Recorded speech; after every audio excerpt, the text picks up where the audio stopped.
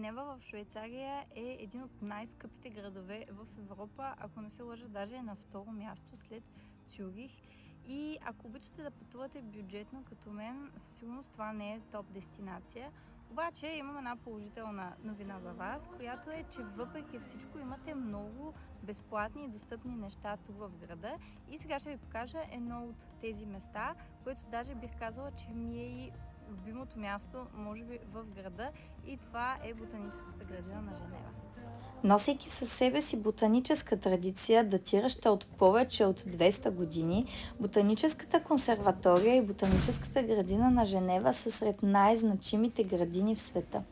Те съхраняват хербарии с над 6 милиона растителни образци.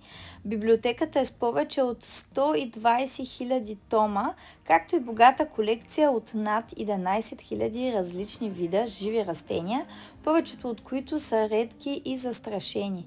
Цялата градина, заедно с нейните колекции и двете исторически къщи, Le Chêne и La Console, са вписани в списъка на швейцарските културни ценности от национално значение. В градините може да прекарате цял един следобед и е перфектно място, ако търсите да избягате от жегите. Входът е безплатен, както вече ви споменах, за всички пространства, както за самите градини, така и за оранжериите. Отворено е всеки ден от 8 сутринта до 19 вечерта, като работното време на оранжериите може да се различава понякога. Входовете, паркингите и санитарните помещения са напълно достъпни за хора в инвалидни колички. Може да си донесете нещо за пикник и да седнете на обособените места, но също така има ресторант и кафене, а ако сте с деца, има дори и детска площадка. Градините са напълно достъпни с градски транспорт, като имате автобус, който спира много близо, има дори и трамвай, който е на около 10 минути пеша от ботаническата градина. Ако се разхождате пеша, особено ако сте в близост до езерото Лемон, може съвсем спокойно да минете през градините. Най-впечатляващи за мен си остават оранжериите. Там може да разгледате богатата колекция от тропически и субтропически растения, други полезни растения, както и видове, които са характерни за пустинния климат. Друг впечатляващ елемент това е колекцията от величествени и вековни дървета, които произхождат от различни континенти.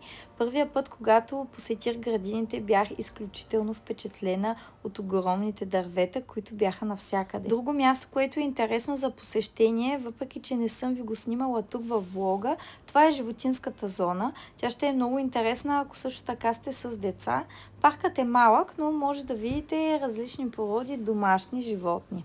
Ботаническата градина на Женева е изключително фотогенично място, но не забравяйте, че се намирате в жив музей и бъдете много внимателни с растенията. Ако искате да отидете към езерото Лемон, не е нужно да излизате от градините, а просто да минете под подземния пасаж, който ви показвам тук. Разходката ми приключва тук в парка, който е около езерото, и тук зад мен може да видите прескалото, което е символа на града. От тук може спокойно да продължите към Стария град и да продължите разходката си в Женева.